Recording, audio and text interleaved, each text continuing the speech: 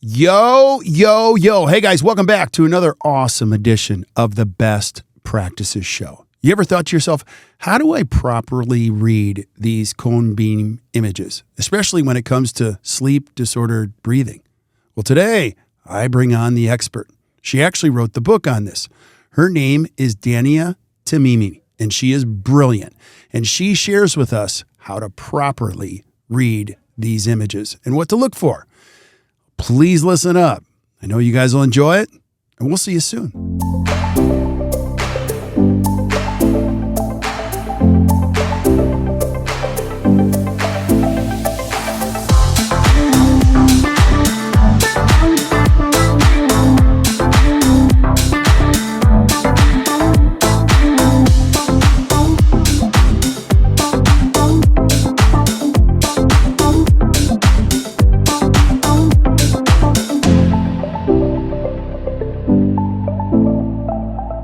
Hey guys, welcome back to the Best Practices Show podcast. Again, one of my favorite things ever is to talk to great people in this industry, learn from them, share the learning with you, and then they introduce me to other cool rock stars. So I'll tell you how this episode came to be. Dr. Rebecca Baca, who's one of my favorite of all time guests. She's like, you got to have my friend on. She's written the greatest textbook ever.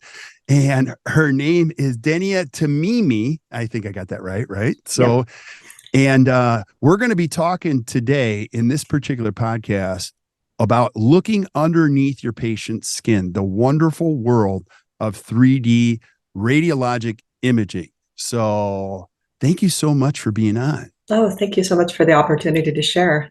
Yeah. Let's start here because we're going to talk about your book. We're going to talk about the importance of this topic, but I always love to have people tell a little bit of who they are. I want our listeners to know who are they listening to today. So give us a little bio on who you are and what you do right now. All right. So I'm a dentist, obviously, and I'm trained in oral and maxillofacial radiology.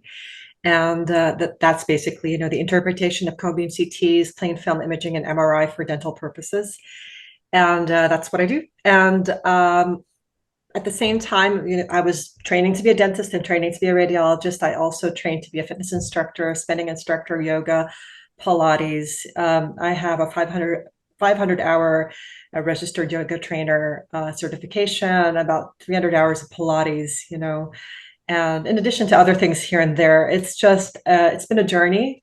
And that world of fitness really gives me this more encompassing view of the human body and human biomechanics. Because, as dentists, we tend to look at teeth and the things that hold teeth together and maybe people's faces and how everything fits together. But there are a lot of more components to that and how things work. And that look into the world of yoga and Pilates kind of helped me string the pieces together and try to understand how our craniofacial complex actually interacts with the rest of our body as well. Yeah. So, that's me in a nutshell. I'm the mother of 3 kids. My kids are 17, 15, and 11. So my hands are full with teenagers, high schoolers, and middle schoolers. Yeah. And I have 3 literary babies. So I have 3 human babies and 3 literary babies. And those are my 3 books. Okay, so the book that Becca was referring to is this one, Specialty Imaging, Temporomandibular Joint and Sleep Disordered Breathing. This book weighs about 8 pounds, 6 ounces, just like a newborn. Okay. Wow. And it's got about 1,200 pages or so. And the center of it is, it's imaging. Obviously, it's a radiology textbook, but the idea behind it was to help people understand the processes of, the TMJ and the airway and how these things work together. And, through a lot of background information about things like, embryogenesis and occlusion and biodynamics of the craniofacial complex, be it the cervical spine, the temporomandibular joints, and the biodynamics of the breath, that sort of thing, so that when we're looking at the imaging, when we're looking at the cone beam CTs or the panoramics or whatever, we're really thinking about the process of how this person got to that point, because your bones are the chronicle of your life. You know, your body is the chronicle of your life in general, but when we're talking about cone beam CT and imaging in general, and in dentistry, what we see is the bones, the hard tissues, and whatnot. And these tissues basically will record your life instances, you know, what you do with your body, how you hold yourself, how you carry yourself, how you function, how you chew, all that stuff will reflect on what your bones look like on imaging. And that's basically where I am in my practice as a radiologist. I'm looking at people's skeletons and trying to figure out where they were in the past, what happened to them in the past that brought them to this point in terms of morphology and function. And then what do I see in the scan here that can change their morphology and function in the future? So it's kind of looking into a crystal ball. You look into the past, you look into the future, and try to figure out what's going to happen to this person. Yeah. Yeah. This is so cool. So number one, I'm going to hang out with you one day because I can't get anything done compared to, like, it's amazing what you've accomplished. And I'm going to encourage you guys, if you're not watching the video version of this podcast, we're going to put a link in the show notes to her books. You have to check them out. And Becca said this, like, this has changed the game for her, because one of the whys behind this for anyone that reads this is you really teach people how to read it. Like, it's a story ultimately, right? And how to read what you're seeing. Right. So the books, and, you know, I do have courses that go along with the books. So basically I created that sort of mindset where, you know what, I'm going to write these books with the intent of creating Cliff Note courses, you know, to help people, you know, kind of put all that stuff together in one little neat packet. And all my books start with an understanding section. So there's like a good 50 to 100 pages of understanding this, understanding that, because ultimately what you're looking at in that static image is the end stage of a process that has occurred over the past, God knows how many years of the patient's life, right? So if you understand bone biology, if you understand how osteoclasts and osteoblasts interact with one another, and how bone remodels in a response to function or parafunction or whatever, if you understand how the face changes when someone doesn't breathe properly through their noses, then it's easy for you to put all those pieces together and help, you know, change the projection of that person's life, you know. It's a hefty book, you know. It isn't meant to be read from cover to cover. There's a methodology to it, which one day we might describe, we might talk about later. Yeah. And I love how you started with the understanding. And I guess one of my questions is, what's the most misunderstood component that you find regularly when it comes to dental community and 3D imaging? What's most misunderstood? Oh my gosh, I could make a list here. But if you ask me what the most misunderstood structure is in the craniofacial complex, and the most important to understand, is the TMJ. All right. And all of us have gone through dental school. All of us have had some semblance of TMJ education in their background. But unfortunately, most of us have had a very poor introduction to TMJ, a very poor understanding of how that joint functions, and when it falls into disrepair or parafunction, dysfunction, whatever it is, that's going to change the way your occlusion works. That's going to change the way your teeth fit together, right? It's going to change the way your face forms and grows. It's also going to affect the patency of your airway. So that understanding, and when I teach my courses, I start with the occlusal changes, for example, and I say, okay, so there's someone who's coming to you and they say their teeth don't fit together anymore. So they basically have a gap between their front teeth and open bite. And you're thinking to yourself, all right, so let me do some Invisalign to try to bring those teeth together. But no, that's not the way to approach these. If you see a bite change, you have to understand why. You know, if you see crowding of the teeth, you have to understand why there's crowding of the teeth. It didn't just magically happen overnight. You know, there's a process that led us to that point. And it's not just bad genes, you know, it's a process of how the housing that held those teeth or holds those teeth is no longer where it should be. It has changed over time and created these bite changes, right? So an open bite, like if you have a patient who had their front teeth together at some point, and then they came to you and say, hey, my teeth aren't together and the mamelons are worn off, then you know that there's something going on with the TMJ. So that's going to be like your first, you have the first thing to think about. So what I'm trying to say is I try to make the TMJ relevant to the everyday dentist, to the general dentist, to the specialists. It's not just about, all right, so there's a clicking joint, oh, my joint hurts, whatever. There's a whole bunch of things to consider, and a lot of our dental work needs to be preceded with a good TMJ evaluation and airway evaluation as well. And my field basically, or my take on this, is the radiographic evaluation of these patients, so that in the end, your dental treatment, it survives long term. You want something that's stable. You want something that's going to last for a good chunk of that person's life and not fail because you misdiagnosed your patient. And that right there is a point that I see, that we shouldn't be diagnosing our patients' teeth. We should be diagnosing our patients. Yeah. A full comprehensive evaluation of their craniofacial complex that houses their teeth, so that when we render dental treatment, we should be able to do that in a fashion that we have stable results that hold with that patient for a good chunk of their lives. Yeah, that's so powerful. I mean, when you figure out the why, you would look at trauma people have experienced, there's a reason why some of these things don't work the way they should. And then speak to this. I mean, do you see skeletal changes happening with everyday human beings over time? And another thing that we're aware of is people are going to be living longer too. So, what we build from an oral health standpoint, it's kind of like a dynamic environment for, wouldn't you agree? Like, it's kind of a moving target, managing Absolutely. forces, prescription medications, trauma. It's quite the list. Well, not just that. Okay.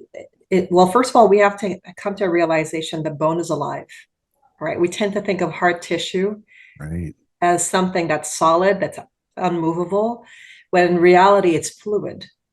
All right. It's not liquid, right? It's fluid, meaning that it will move over time. It will change over time. And that's the homeostasis that we, when you understand how osteoblasts and osteoclasts work, and the modeling and the remodeling, and how these things work together to suit the function and to suit the the everyday habits and patterns of movement, then you understand that whatever you have right now, your morphology right now, it's not going to be the same in 10 years. There's going to be a turnover of the bone. There's going to be a turnover of the tissues and the structures and the soft tissues and hard tissues, all that are going to interact with one another as a result of how you use your body.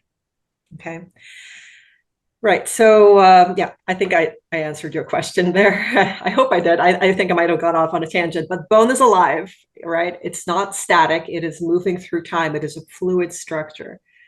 Okay. Yeah, that's one thing that's you just don't hear people say that at all, if ever, in when it comes to referencing bone. So, well, when you look at it radiographically, and remember, I'm a radiologist, so I'm just going to tell you what I know and what I see. When you look at it radiographically, when you look at bone, you've got the hard cortical bone, which is actually very thin, right? And then the majority of the bone is relatively radiolucent. You've got turbiculation, right? But in between those turbiculae is what? You've got fluid, you've got fat, you've got blood, marrow, whatever it is, it's not a solid tissue like steel, right? There is a space for flow. for sure, for sure. And then take us through, obviously, imaging has greatly improved too in the last couple of years. And now we can see more. I always want to ask this. What can we anticipate here in the future? Let's say we're doing a follow-up episode. When it comes to imaging, what are you seeing right now in our ability? We can see farther, we can see better, we can see with more clarity right now. And will this get exponentially better in the future, you think? I mean, absolutely, because that's just the progression of humankind. I mean, where were we like 20 years ago when you and I were in dental school, or 25 years ago when we were in dental school, we were still doing panos and cephs and periapicals, and we're still doing these procedures, but now we have the ability to actually view our patients in 3D.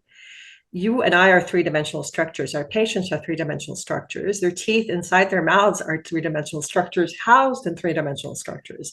So it just makes sense for many of our procedures to be able to visualize those three-dimensional structures in their true dimension and in 3D.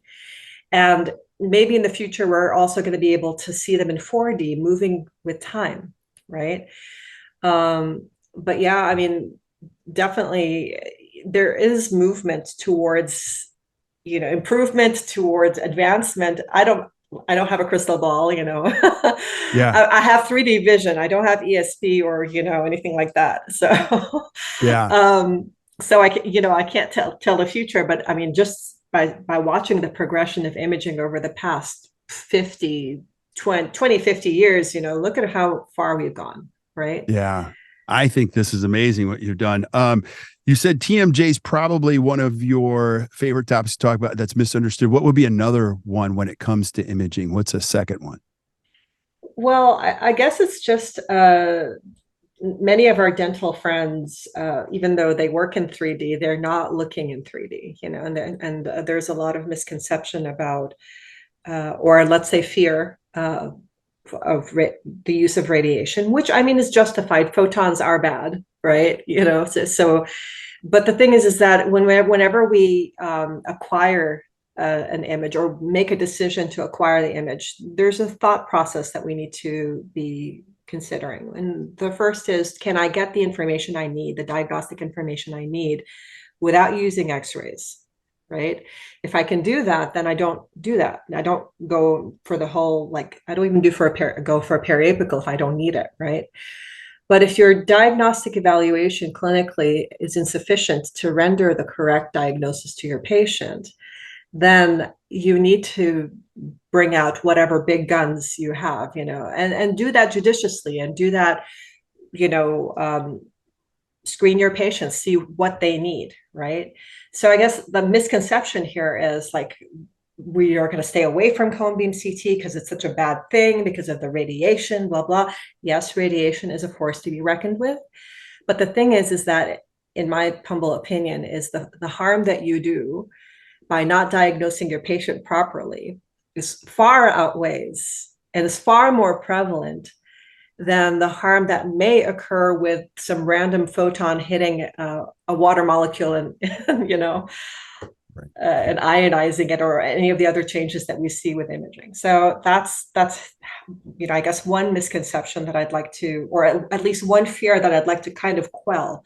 Yes, we have to be very smart in who we irradiate, but we shouldn't be so scared to use imaging when we really need it. And many of the cases are the three-dimensional movement of teeth in the case of orthodontics, surgery. If you're going to be removing a third molar and the canal on the pano, is ambiguous, definitely you're going to need to see where it is so that you can maneuver around it, right? Things like that, and in general, I believe that most orthodontic patients should be seen in some way or the other in 3 dimensions, because the 2Ds are not sufficient to really represent that patient's morphology, right? Right.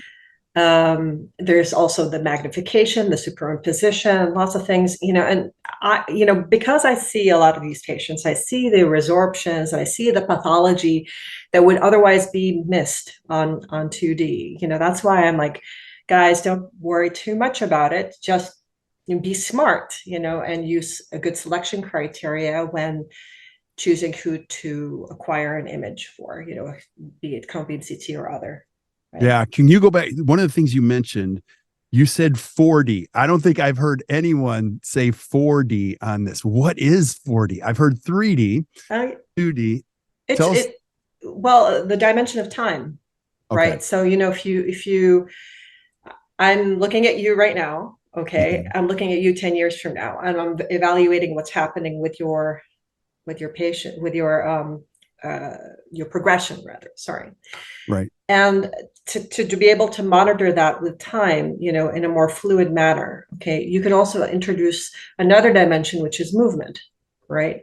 So obviously our jaws are not static, right? Our TMJs are not static, and they have a certain trajectory to how they work, and everybody's a little bit different, because they have different conditions that may affect the way that they use their mouths, their jaws or their lips or their musculature or whatever it is, or even their head posture on their neck. All that changes how you move, right? So watching the movement and the function over time, those are the extra dimensions. 3D is just like the image itself, the static image. The fourth and fifth dimension would be the time and the movement, right? Yeah. That is brilliant. Absolutely brilliant. I love it. Yeah. And there are jaw tracking software, you can, things like ModJaw and whatever that do 4-dimensional mandibular movement tracking that you can currently evaluate, and they'll actually superimpose the cone beam CT on the data of the jaw tracking, and you can see the mandible moving in 4D. Yeah. That's one of the things we've seen actually in our training center is like being able to take away the soft tissue and the hard tissue simultaneously, and the tracking over time. I've even had guests on the podcast now describing AI devices that can actually be plugged into phones, and they can do multiple scans so that they don't always have to come to a dental office. Mm-hmm. I always love to ask this question, and I ask it because I just don't know very much about it, but where does AI fit into 3D imaging, if it does? I mean, I'm sure you get that question. Oh, I get it all day long. If I had a dime, if I had a dime for every time I was asked that question, Yeah. Oh my Lord. That and what's your favorite cone beam CT machine? Those two questions, right. I wouldn't have to live, I wouldn't do anything for a living. I just live off of the proceeds of the answering those questions right there. So, okay, yes, it is definitely coming. AI is coming. We're not there yet where, the software is going to replace the radiologist. It is an aid at this point, not in the oral maxillofacial radiology quite yet, but in medical radiology, when the evaluation necessitates a static lesion, all right? So the variation in the grayscale of the units that make up the scan, which are called voxels, okay? So the AI can pick up patterns, right? Patterns of change that alert the radiologist, hey, there's something here, take a look and tell us what you think. So it's still done in conjunction with a human. It can't be that you just rely on the AI. It's just a tool to help minimize things like errors that come with fatigue, for example. Someone who's been on call all night and doing scan after scan, and might miss a small little 1 millimeter change, I don't know where in the brain or something like that, and the AI helps direct that person's vision to that. So that's where we are currently. Okay, when it comes to 2D, AI has been successfully used for two-dimensional imaging, all right, for our periapicals, panoramics, whatever, to help pick out things like caries and periapical disease and that kind of thing. And currently there is some software that is attempting to do that as well for the oral maxillofacial complex on 3D and on cone beam CT. The problem with that is that on cone beam CT, we have a lot of artifacts, and those artifacts could mimic periodontal disease and caries and that sort of thing. So it's hard to hang your hat on that. It's like the dream, I think, for a dentist, for many of our dental friends who have a cone beam CT, is just to have the software plug in the scan and have it read everything. And who cares, don't need to send it to a radiologist or anything like that. Well, you can't do that. No, no, you can't do that, because also the software is not intelligent enough to do the cause and effect thing that we do as dentists. So remember the whole understanding the TMJ and understanding the airway stuff that I was talking about in my books. That understanding, that I understand that this phenotype, this patient, how this patient appears at this time point is a result of XYZ happening. That also was, confounded by ABC. Yeah. Right. And putting all that stuff together, that's a very complex, algebraic Yeah, equation. I We're not totally there yet. agree. We're not Yeah, there I yet. totally agree. And if you look at the history of dentistry, everybody's always been looking for the magic button, and it just doesn't exist. I think the Mhm. important thing to understand is, what you're teaching is amazing. It's how to understand, how to put the story together. Every patient has a story. Mhm. And our ability as a healthcare provider is to understand the story, help them create a better story. And we can have all the information in the world at our fingertips, but it all tells Absolutely. stories. So And a big part of our thinking as dentists, okay, our own thinking towards ourselves, our own profession, as well as how the public views us, is that we have to step away from being tooth carpenters. Okay. We are not that, we are not smile makers. Yes, we are, but we're not just that, we're not tooth straighteners.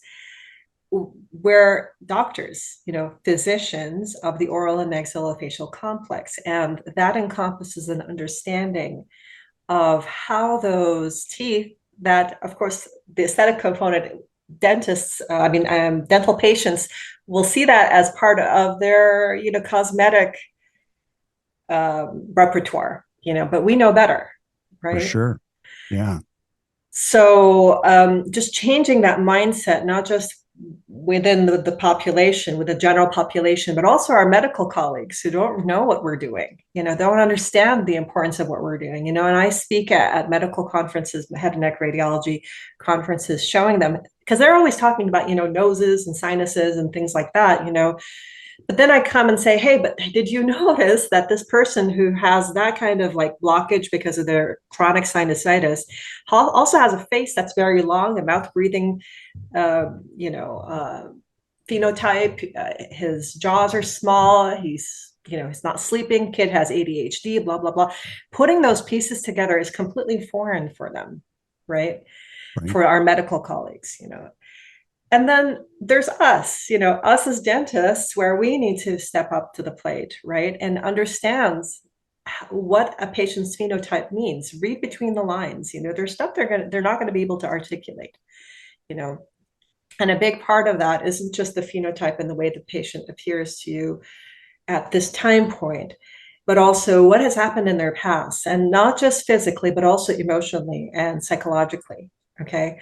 Because trauma, and you mentioned trauma, you probably meant macro trauma, but trauma, psychological trauma, PTSD, all that changes the way that you use your jaws. Okay. If you've ever heard anyone, Brooks, just clench, these people with these huge masters in temporalis because of all the stress that they're under. That is your body basically speaking your mind. That is your body translating your emotions into physical form.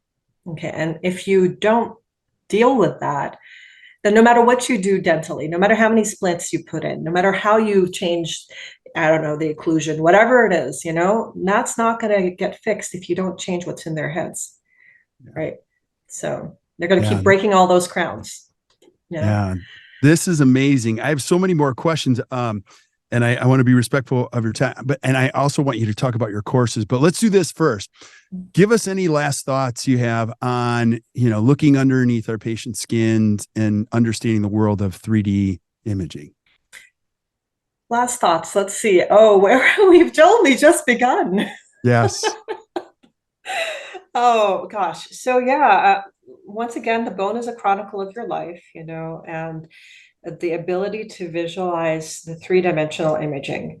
And I'm not just talking about looking for, like when you get this cone beam CT and looking for pathology, whatever, but the actual creation of reformations of models of what that patient appears like, and understanding how to analyze and what that stuff means. What does it mean if I have that 3D skeleton of the patient's face, and I see that the gonial angles are flared out? Okay, I need to think about how the muscles are working there, because bone is responding to muscle. And the battle between muscle and bone, the muscle always wins. So the bone is going to respond to an excess of muscle function, whether it's pulling or pushing, right? That's So amazing.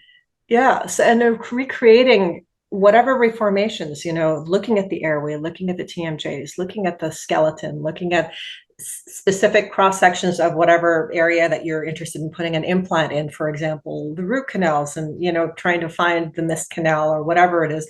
All that requires a little bit of thinking, three-dimensional thinking, which can be trained, but it's not intuitive.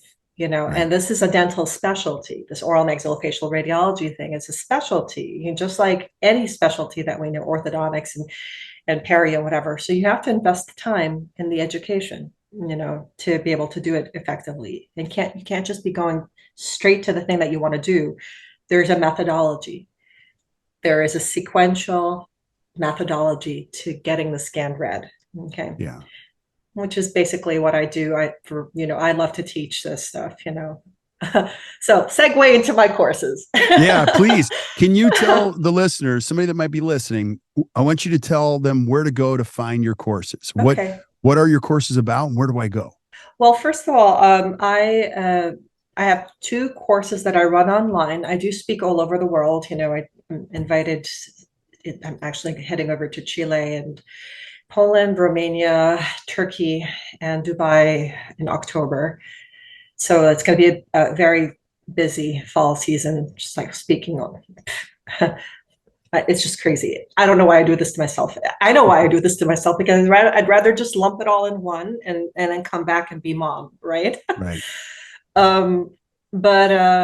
So there's that stuff if you're abroad, but if you're here in the US and you'd rather do something virtual, easy, I do a how to read a cone beam CT course. And that is describing exactly the methodology of going through a scan. Okay, so it's not just about like, okay, where do I put that implant in? There is a method, and I teach you that method, and I follow it with privates. So I do private sessions as well, and you don't have to take the course to take the privates, but it is advisable to do that, because that's going to build a lot of good information base that's going to help you move forward as you actually go through your scans. Okay. The other course that I do virtually is understanding the TMJ and the airway. Okay.